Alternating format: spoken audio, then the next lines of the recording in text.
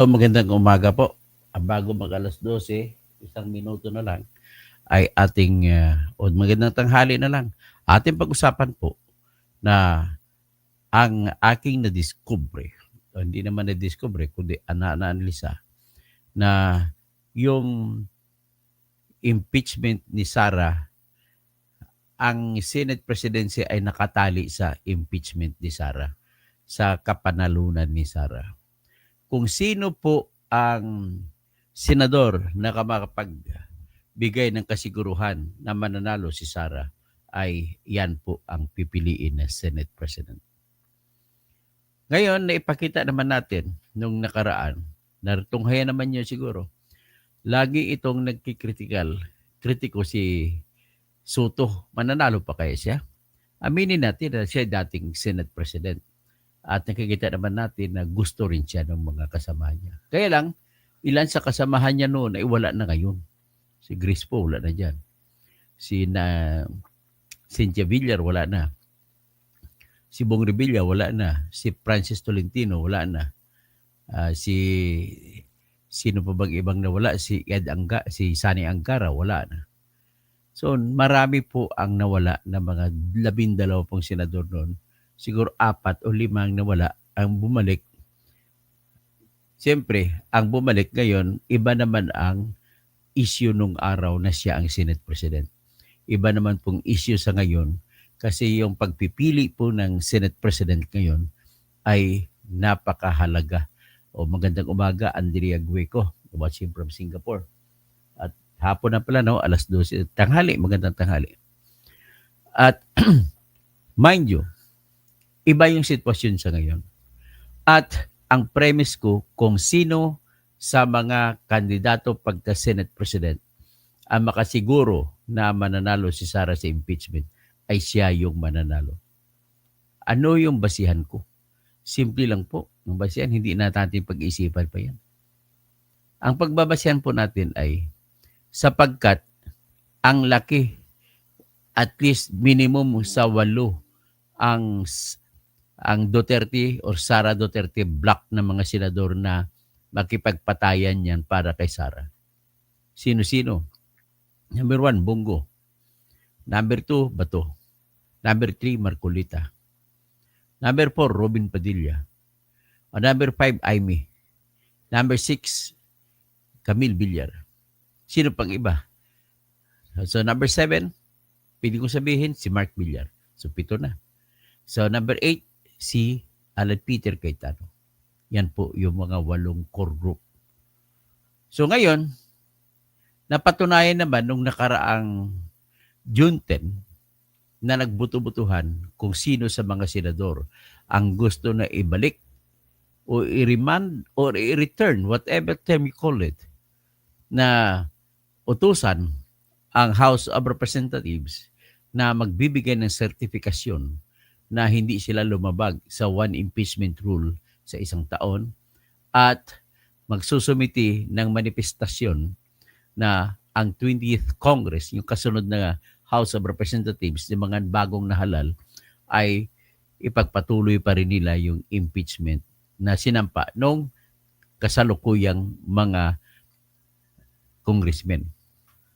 Yan po ang utos. Ngayon nanalo, 18 votes. Sa 18 votes niyan, mabibilang mo niya kasama diyan si Raffy Tulfo. Kabilang diyan si Loren Ligarda. Tingnan ko kung sino mga hindi bumoto. Ang hindi bumoto po ay si Risa Ontiveros, si Win Gatchalian. Kung sa mata ng DDS po, si Win Gatchalian tapos na ang karera niya. Kung tatakbo ang kanyang kapatid na si Rex Gatchalian, hindi na mananalo yan. Tapos si Grace po, pangatlo. Si Coco Pimentel, pang-4. Sino ba pang-5? I-check ko. 5 senators who voted no to remand to the House.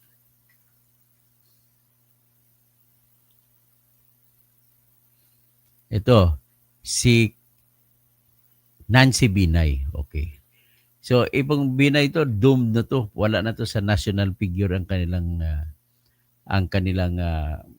star bituin. Hanggang Makati na lang yan sila. So ito po yung klaro sitwasyon. Sa 18 na bumoto, 3 ang alis dyan. Si Cynthia Villar, si Bong Revilla, tsaka si Tol Tolentino.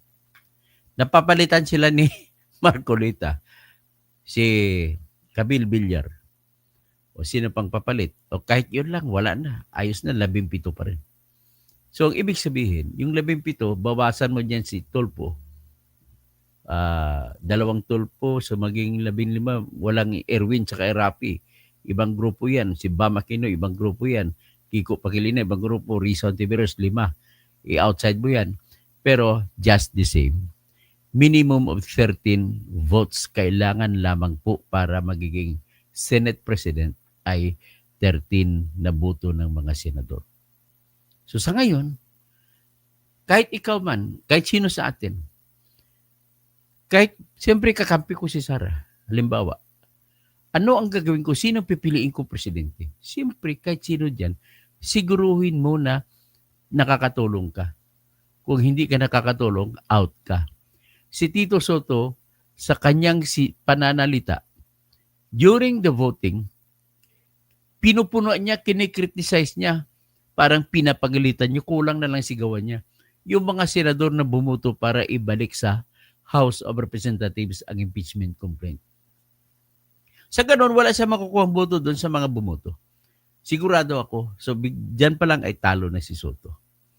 So, sa ngayon, lamang si Chis Escudero sapagkat napatunayan niya. Ngayon, kung ikaw naman po ang nalagay sa mga sitwasyon ng mga senador dyan, na mga Duterte boys, na mga senador, mga Sara group, ay anong gagawin mo? Siyempre, doon ka na sa sigurado. Bakit ka pa susugal sa hindi ka sigurado? Sigurado na si Chis. Pinakita ni Chis kung gaano pangil niya. Kung paano niya nilaro. Sabihin natin nilaro. Kasama niya sa paglalaro dyan si Alan Peter Cayetano. Siyempre, Alan Peter Cayetano, diehard Duterte yan.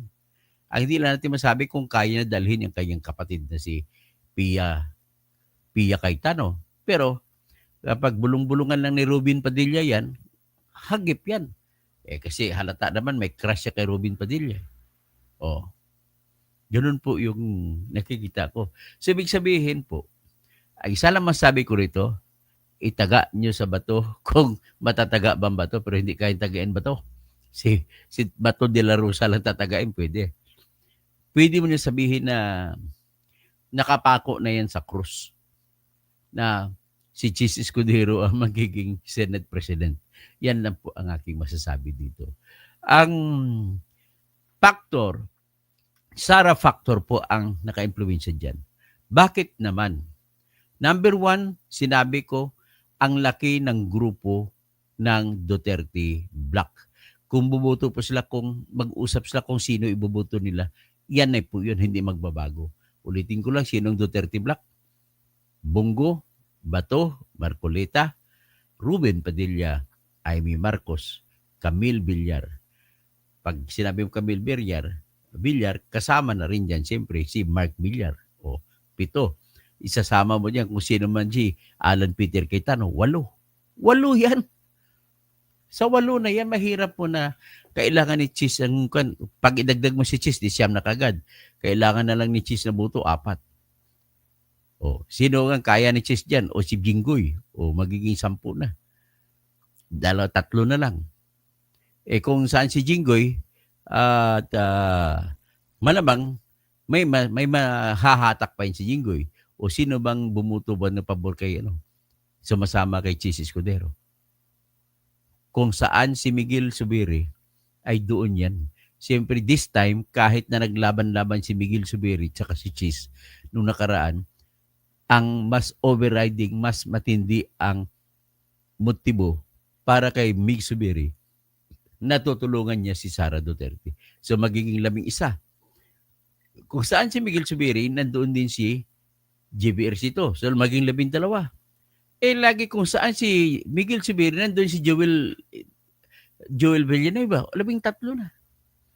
At si Joel Villanueva, may another factor that dictates kung sino ang pipiliin na mananalo ay ganito. Napatunayan ni Sara po, kahit anong survey-survey nyo dyan, hindi naman ako naniniwala sa survey na siyam kada 10 Pilipino ayon sa SWS ay gusto ng impeachment. Bakit? Unang-una, yung pulse is sinasabi, 5 sa bawat 10 Pilipino ayaw ng impeachment. Sino paniwalaan mo doon? Pareho naman silang sisinungaling. So, sino paniwalaan mo ron? Pero pag ihambing mo yan sa resulta ng eleksyon, ito yung matibay. Resulta ng nakarang eleksyon.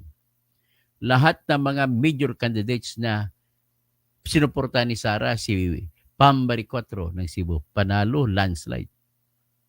Si Marcoleta, yata mga Duterte boys yan, sinuportahan yan. Plus Amy, plus Villar, yan po ang hindi natin maitatanggi.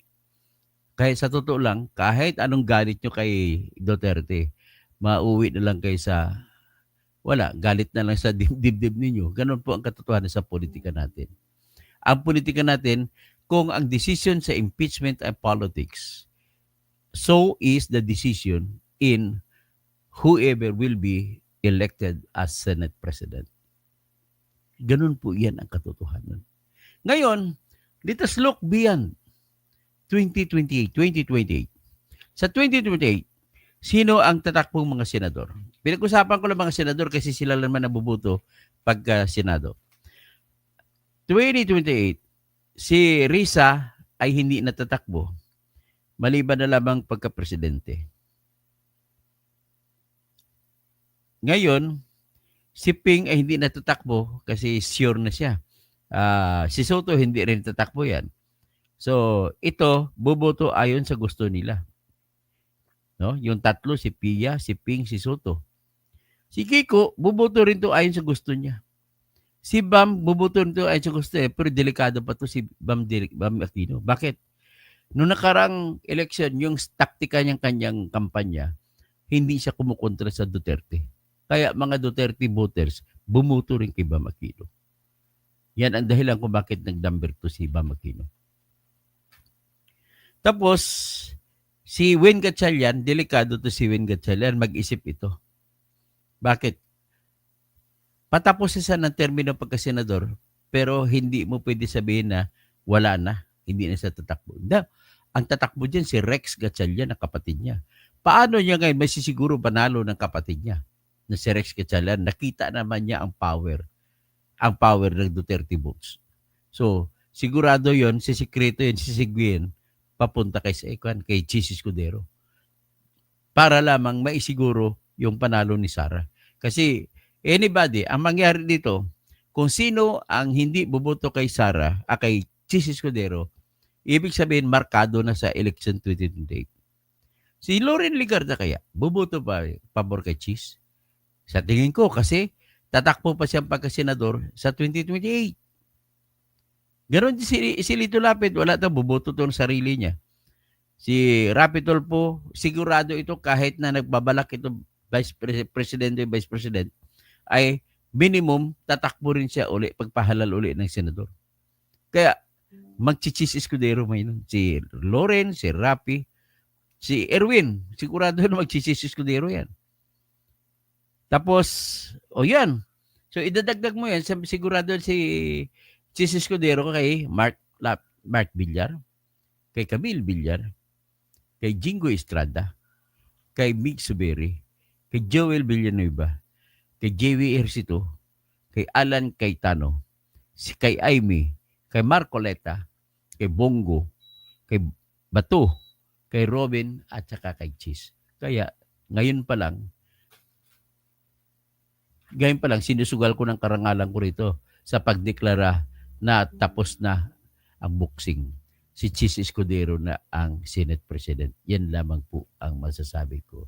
That is based on lahat naman sa politics. Kasi hindi ito patalinuhan, hindi ito lahat ng issue kung politics. Everything is politics.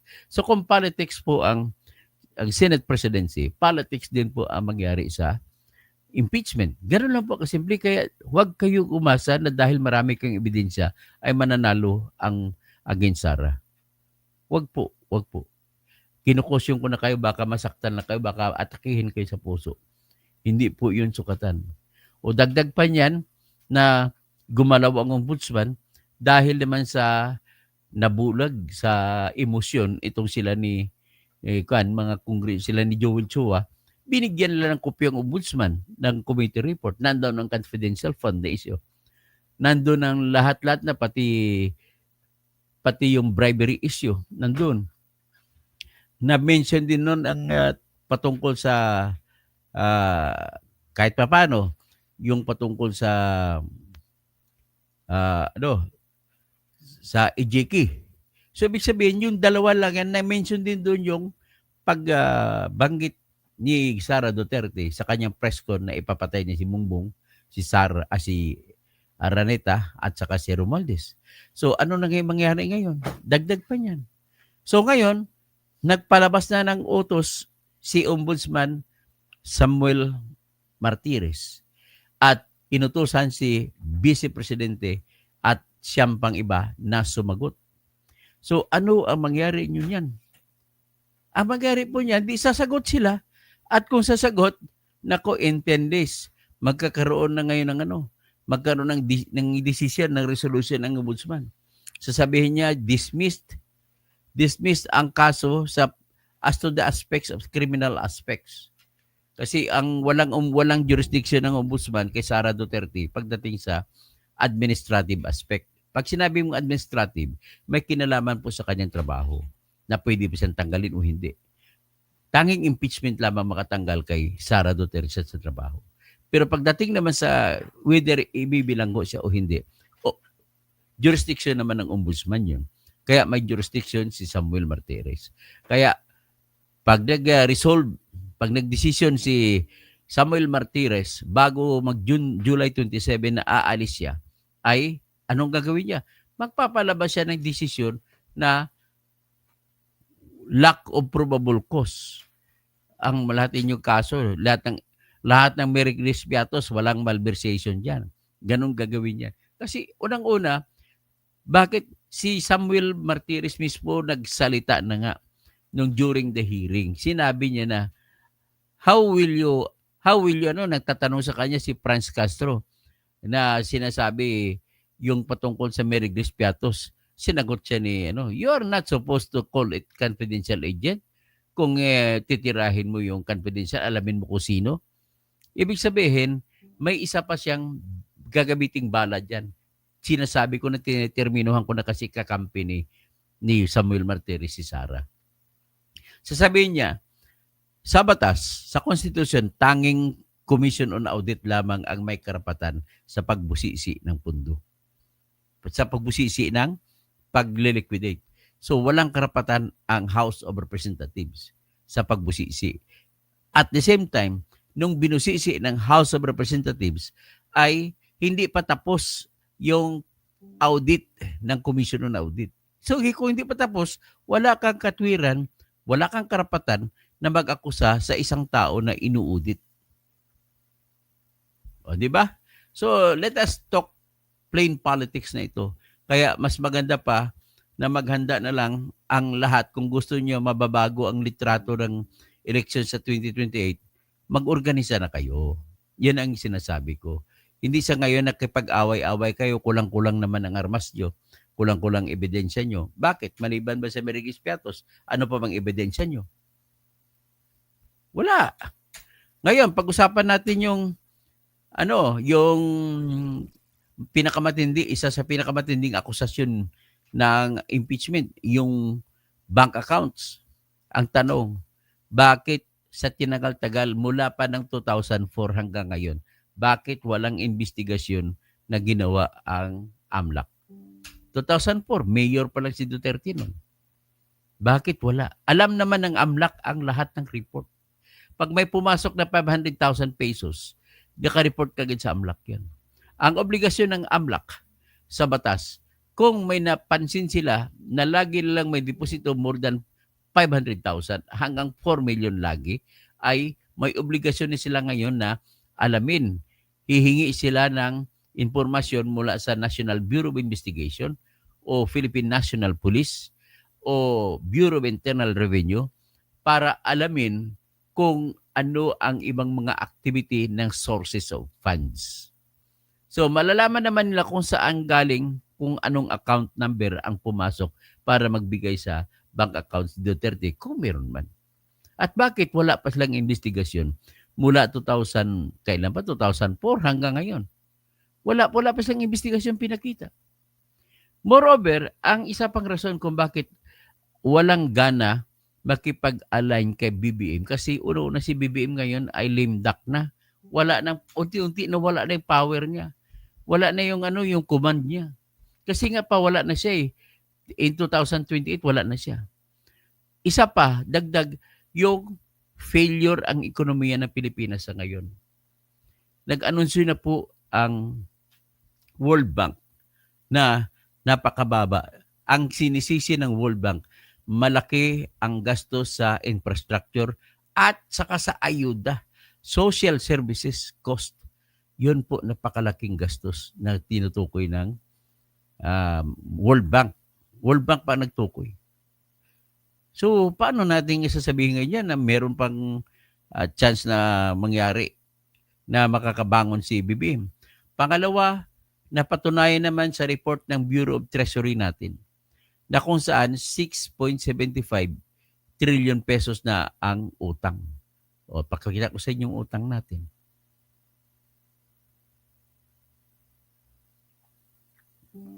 Okay. Ito ipakita ko sa inyo. Copy-paste ko na lang.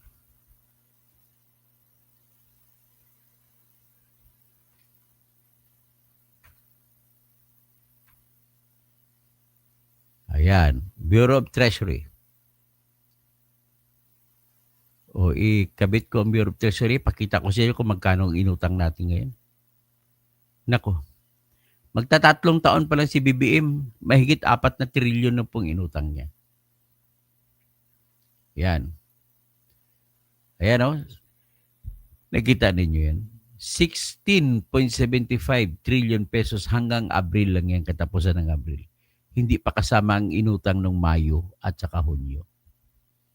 Matindi napakalaking utang natin. Ngayon, pag titingnan mo natin ang datos ng Bureau of Treasury, lumalabas po doon sa datos na inutang ni Duterte sa panahon niya hanggang umalis siya 5.79 trillion. 15.79 trillion ba? 12. Ito pakita natin.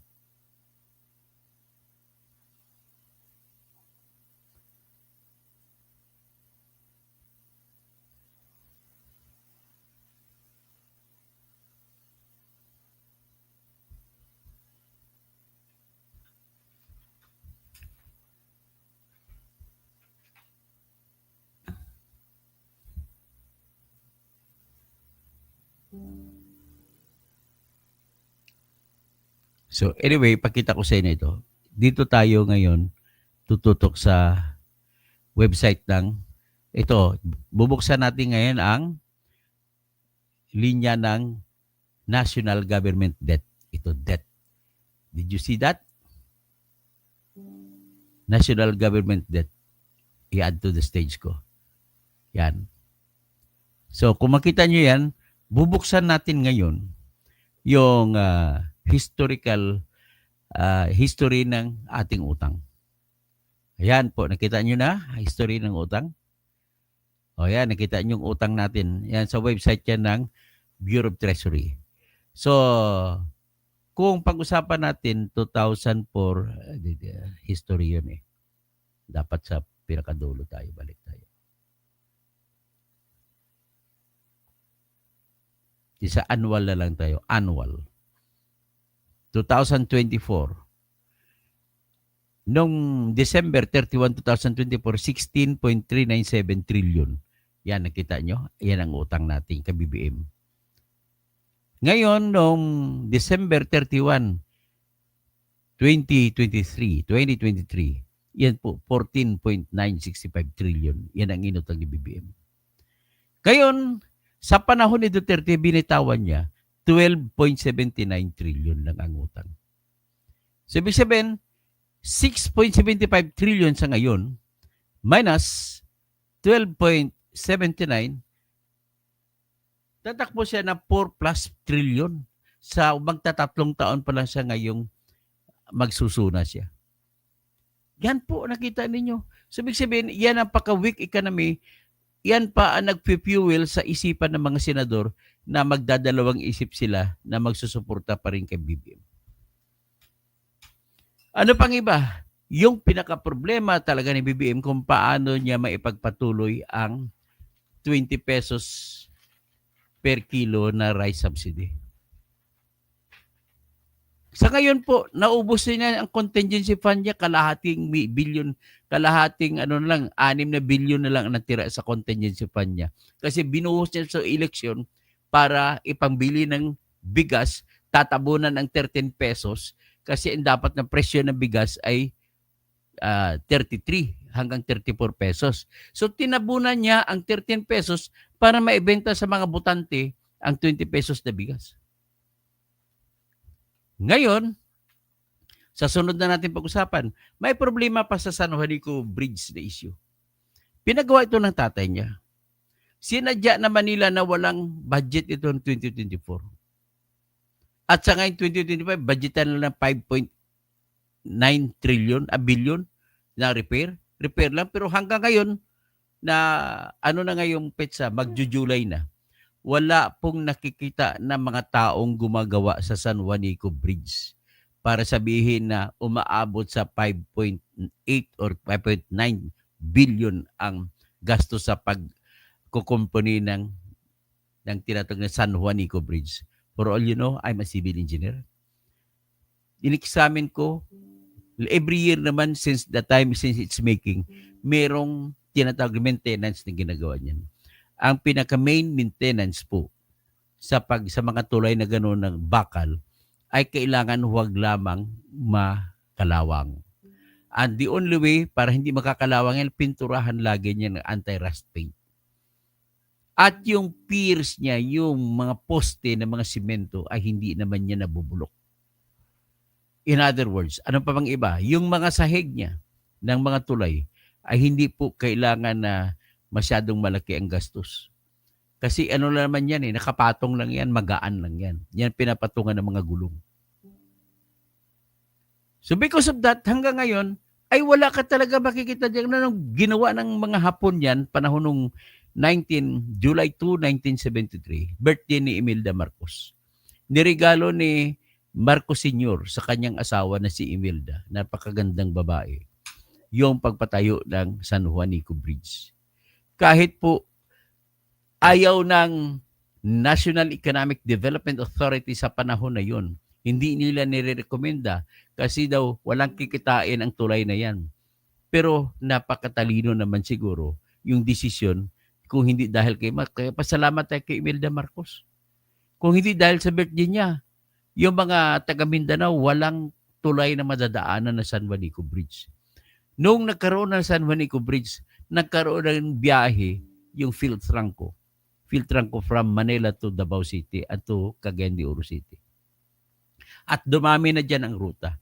Lahat na ng goods, marami ng goods sa Mindanao na nadadala na sa Luzon.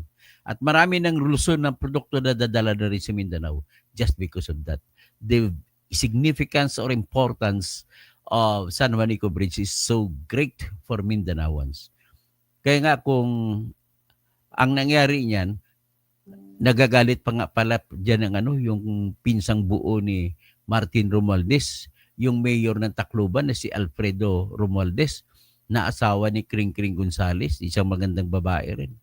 Bakit nakagalit si Mayor Alfredo Romualdez? Sapagkat po, humina pong ekonomiya ng Tacloban City mula nung pinasara nila. Intention, wala namang sira. Kaya nagrereklamo si Mayor Alfredo Romualdez, nagdidemand siya na kailangan kunin yung ibang engineers. Sila ang mag-examine kung talaga bang may sira ang tulay, kung wala. Kasi dahil doon, ginawa na 3-ton limit, hindi na pinapadaan yung mga produkto. Kasi ang mga produkto dyan, pa tawid-tawid-tawid, ay nakakasakay po sa mga truck yan. Ano pang ibang issue na kung bakit ayaw nila kay BBM? Yung mababa ang employment rate ngayon. ang employment rate ngayon ay unemployment naman ang mataas. Napakatindi. Tapos maliban sa unemployment naman napakataas, ay mas mataas na yung underemployment. May trabaho pero kulang ang kita. So sa ngayon, sabi ng World Bank, ang gross domestic product natin ay binabaan nila. Ang actual na pwedeng kukunin lamang ng Pilipinas ay 5.3%. Taliwas ito sa sinasabi ng mga ekonomista ni Bongbong Marcos na si Ralph Recto na aabot daw na hanggang 8%. Ang tawag nga, ek-ek mo. Tapos, ang private consumption, ibig sabihin mga tao, mga pribadong tao, ay 4.81% lang. Taliwas ito sa tinatarget nila. Ano pa ito ha? Kahit na tumaas ang napaka-alarming dito, Rosalie, sa datos, tumaas ang dami ng tao na gumagamit ng credit card. Anong ibig sabihin yan? Walang cash. Kung walang cash ang tao, anong ibig sabihin?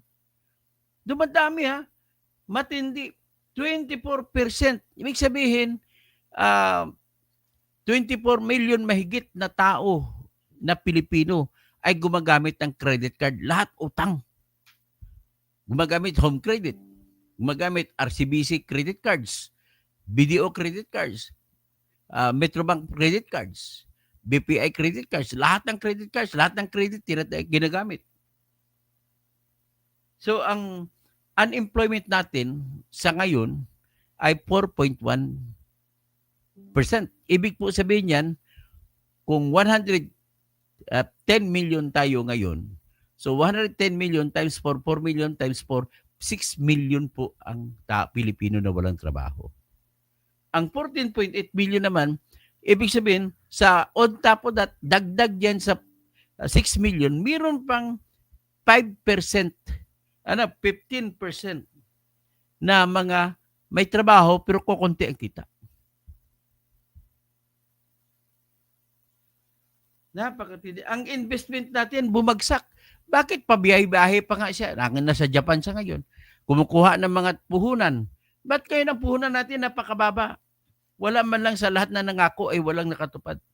Bumagsak po sa 3.7% ng sana ang gusto lang mula sa 7%. So bumagsak sa 3%. Tapos bumagsak din ang mga nangungutang sa manufacturing. Ibig sabihin po, yung mga produkto natin na nag-manufacture ay mahina ang benta. Kaya bumaba, hindi sila umutang para mag-produce. Ngayon, ano pa? Sobrang dami. Umangat pang utang natin. Sa ngayon, ang budget deficit, ibig sabihin ng budget deficit at the end of April, ibig sabihin po, yung kinita natin ay kulang para sagutin ang nakabudget na gagastusin. Sa ngayon, kalahating trilyon po yung budget deficit natin. So, sino naman mga senador magaganahan yan kay Bibin? Tapos, nag-ano pa kayo ang findings po ng World Bank ang napakalaki. Isa sa napakalaking dagok natin kung bakit na ganun ang ekonomiya natin. Sa sobrang dami ng social amelioration, yung mga AKAP, mga ayuda, AX, MAIP, lahat-lahat na, yun yung mga activity na hindi makakatulong sa trabaho. Dapat, mas maganda pa, tinutok nila sa construction. At kung may construction, daming mga taong pwede ma-employ na magbigyan ng trabaho. At siyempre, pag makatrabaho ng bawat tao na may sweldo, bibili, mag-multiplier effect yung ekonomiya. Kaya nga, isa sa mga economy of constructions, wag lang yung flood control projects na binubulsan nyo lang, dapat totoong construction ay ang mga kanayunan natin lalago. Tapos, ibuhos po, dapat sana yung pera natin na kapiranggot na natitira, ibuhos sa pagpuproduce ng harvest ng mga palayan natin at agrikultura. Wala, hindi nagagawa.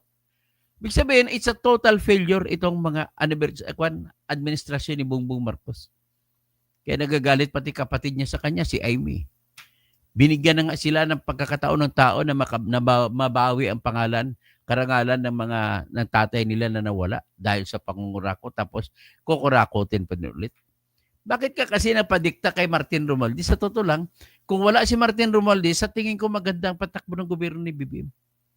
Si Martin Romualdez, ang ambisyon niya talaga niyan, tinatali. Kung bakit meron kay Martin Romualdez at hindi makakatanggi si BBM? Dahil alam ni Martin Romualdez na kung siya magsasalita na bangag ka, maraming maniniwala. Tingin ko lang, ha. So, yun lang po. Hanggang dyan lang po ang aking ang kwansya ngayon. Magandang umaga, magandang hapon na po sa lahat.